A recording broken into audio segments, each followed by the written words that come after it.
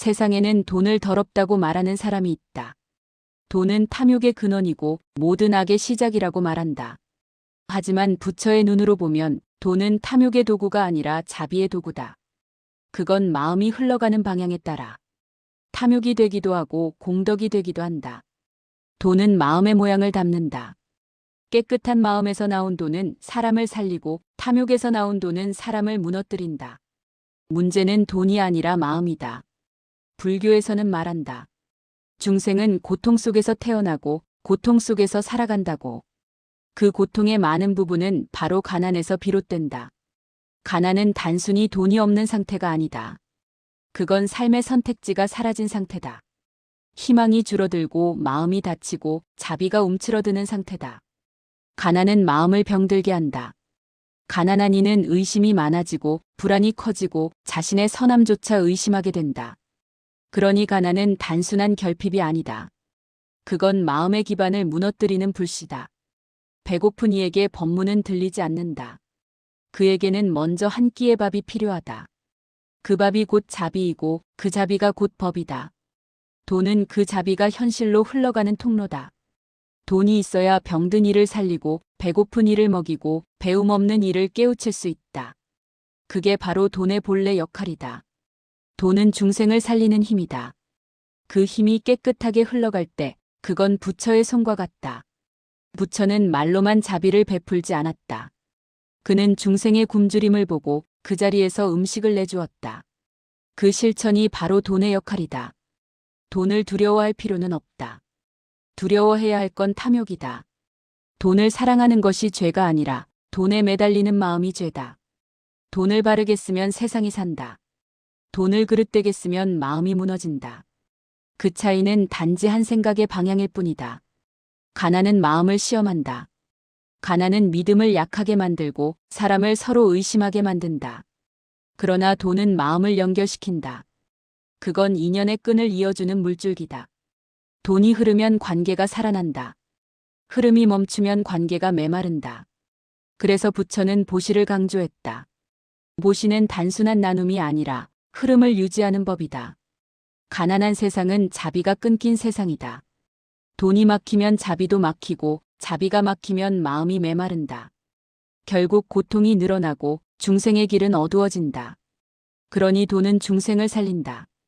그건 생명을 이어주는 숨결이고 고통을 덜어주는 손길이다. 그 손길이 맑을수록 세상은 밝아진다. 가난한 자에게 평화를 설할 수 없다. 먼저 그의 고통을 덜어야 한다. 그 고통을 덜어주는 것이 바로 자비이고 그 자비를 현실로 옮겨주는 것이 돈이다. 돈은 욕심의 상징이 아니다. 그건 공덕이 눈에 보이는 형상이다.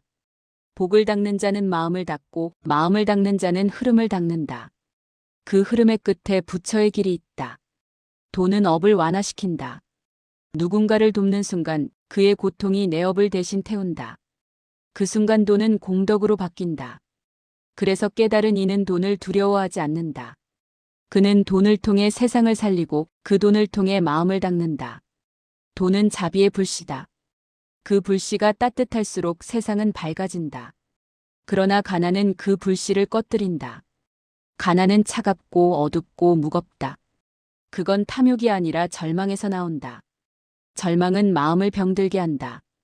절망한 자는 자비를 믿지 못하고 법을 듣고도 깨닫지 못한다. 그래서 부처는 먼저 중생의 배를 채워주었다. 그 다음에야 진리를 설했다. 왜냐하면 배고픔 속에서는 아무 말도 들리지 않기 때문이다. 돈은 자비를 세상에 닿게 하는 다리다. 그 다리가 끊기면 고통은 고립된다. 돈이 다시 흐를 때 자비도 흐른다. 그 흐름 속에서 중생이 산다. 불교의 보시란 돈을 버리는 일이 아니다. 그건 돈에 깃든 욕심을 씻는 일이다. 주는 자는 탐욕을 버리고 받는 자는 절망을 버린다. 그 둘이 만날 때 세상은 다시 숨을 쉰다. 돈은 움직일 때 맑아진다. 막히면 썩고 흐르면 깨끗해진다. 그건 물과 같다. 그래서 돈을 나누는 사람은 물이 되는 사람이다. 그의 손끝에서 세상은 적셔지고 그 물은 고통의 불길을 식힌다. 가난은 마음을 무너뜨린다. 그건 사람의 의지를 갉아먹고 자신을 향한 믿음을 사라지게 한다. 그러나 돈은 다시 그 마음을 일으킨다.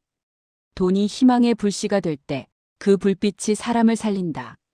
부처는 탐욕을 경계했지만 가난을 미화하지 않았다. 가난은 수행이 아니다. 그건 고통이다.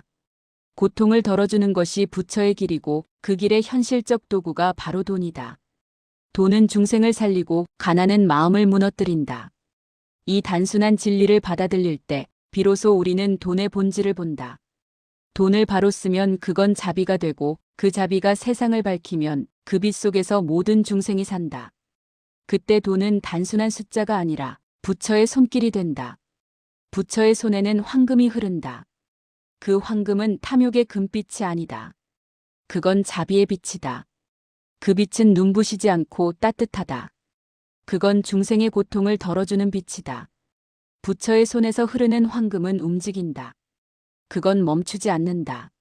누군가의 배고픔으로 향하고 누군가의 눈물로 향하고 누군가의 희망으로 향한다. 그 흐름이 바로 자비의 순환이다. 그 순환이 끊기면 세상은 메말라간다. 그래서 부처는 늘 손을 펴고 있었다. 그 손은 쥐는 손이 아니라 내미는 손이었다. 사람들은 부처를 보며 합장하지만 그 손의 의미를 잇는다. 합장은 두 세계를 잇는 달이다. 하나는 주는 손이고 하나는 받는 손이다. 그 두 손이 합쳐지는 순간 탐욕은 사라지고 법이 흐른다. 돈은 그 법이 현실에 스며드는 형상이다. 부처의 손끝에서 황금이 흘러나올 때 그건 단지 금속이 아니라 마음의 빛이다. 그 빛은 중생을 살리고 세상의 어둠을 녹인다. 가난은 그 빛을 가린다. 그건 어둠이 아니라 빛이 닿지 못한 자리다. 그곳에 돈이 흐르면 그건 단순한 거래가 아니라 구제다. 중생은 그 빛으로 일어난다. 돈은 자비가 세상에 닿는 가장 빠른 길이다. 기도가 하늘로 올라가듯 돈은 현실로 내려온 기도다. 그건 말이 아니라 행위의 언어다. 행위가 곧 공덕이고 공덕이 곧 부처의 숨이다. 부처는 탐욕을 없애려 한 것이 아니다. 그는 방향을 바꾸려 했다. 탐욕의 흐름을 자비의 흐름으로 돌려놓았다. 그 결과 세상은 조금씩 따뜻해졌다. 탐욕은 불길처럼 번지지만 자비는 햇살처럼 퍼진다. 햇살은 타오르지 않고 스며든다. 그 스며듦이 바로 구제다. 그건 조용하지만 가장 깊다. 돈이 자비의 길을 따라 흐를 때 그건 황금이 아니라 빛이 된다. 그 빛은 눈으로 볼 수 없지만 마음으로는 느껴진다. 그게 바로 공덕의 향기다. 가난은 그 향기를 잃게 만든다. 가난한 이는 세상을 원망하고 스스로를 탓하고 결국 자비를 의심하게 된다. 그 의심이 마음을 무너뜨린다. 그래서 부처는 말했다. 먼저 그들의 고통을 덜라. 그 다음에 진리를 전하라. 그 순서가 바로 깨달음의 길이다. 돈은 그 길을 열어주는 열쇠다. 그 열쇠를 쥐는 자는 부자가 아니라 수행자다. 그는 돈을 쥐지 않고 다룬다. 그는 돈을 모으지 않고 흐르게 한다. 그의 손끝에서 세상은 살아난다. 그 손이 바로 부처의 손이다. 그 손에는 황금이 흐른다. 그 황금은 탐욕이 아니라 사랑이다. 그 사랑은 조건이 없고 끝이 없다. 돈은 중생을 살리고 가난은 마음을 무너뜨린다. 이 단순한 진리 속에서 부처의 자비가 피어난다. 자비는 돈의 끝에서 시작된다. 돈이 멈추는 자리, 이익이 사라지는 자리, 그곳에서 마음이 깨어난다. 돈이 멈춘 그곳에서 법이 흐른다. 법은 눈에 보이지 않지만 그건 바람처럼 모든 곳을 스쳐 지나간다. 그 바람이 닿는 곳마다 생명이 일어나고 그 생명이 다시 세상을 따뜻하게 만든다. 법이 흐르면 중생이 산다. 중생이 산다는 건 단지 숨 쉬는 게 아니다. 그건 다시 희망을 갖는 일이다. 희망이 피어나면 두려움이 사라지고 두려움이 사라지면 미움이 사라진다. 그 순간 세상은 조금씩 밝아진다. 그 순환이 끊기지 않을 때 세상은 극락이 된다. 극락은 멀리 있는 신의 땅이 아니다. 그건 지금 이 자리, 한 사람의 마음이 따뜻해질 때 열리는 세상이다. 극락은 하늘이 아니라 마음이다. 하늘은 바라보는 것이지만 마음은 길러야 하는 것이다. 그 마음이 따뜻해지는 순간 그 자리가 곧 부처의 손바닥이 된다. 그 손바닥은 크지도 작지도 않다. 그건 세상을 품을 만큼 넓고 한 생명을 어루만질 만큼 섬세하다. 그 위에서 돈은 황금으로 변하고 황금은 다시 자비로 변한다. 그 황금은 차갑지 않다. 그건 타오르지 않는 불빛이고 식지 않는 온기다. 그 온기가 사람의 상처를 녹이고 그 온기 속에서 마음은 다시 자란다. 자비는 멈추지 않는다. 그건 흘러가는 강물처럼 이어진다. 어느 날엔 눈물로 흐르고 어느 날엔 웃음으로 흐른다. 그 흐름 속에서 사람은 서로를 알아본다. 그 알아봄이 바로 연민이고 그 연민이 바로 구제다. 그 자비의 끝에서 세상은 비로소 평화를 얻는다. 평화는 싸움이 멈춘 상태가 아니라 마음이 화해한 상태다. 가진 자와 가지지 못한 자가 서로를 원망하지 않고 단지 서로를 이해하는 그 순간 그 자리가 극락이다. 평화가 머무는 세상은 고요하다. 그 고요는 아무 일도 없는 정막이 아니라 모든 것이 제자리에 있는 조화다. 그 조화 속에서 사람은 미소 짓는다. 그 미소는 아무 말도 하지 않지만 모든 답을 품고 있다. 그 미소가 바로 부처의 미소다. 부처의 미소는 세상을 구하지 않는다. 그건 세상이 이미 구원받았음을 보여주는 표정이다. 그 미소는 꾸미지 않았고 힘이 없다. 그러나 그 무심한 미소 안에 모든 생명이 편히 숨쉰다. 그 미소 안에서 모든 중생이 산다.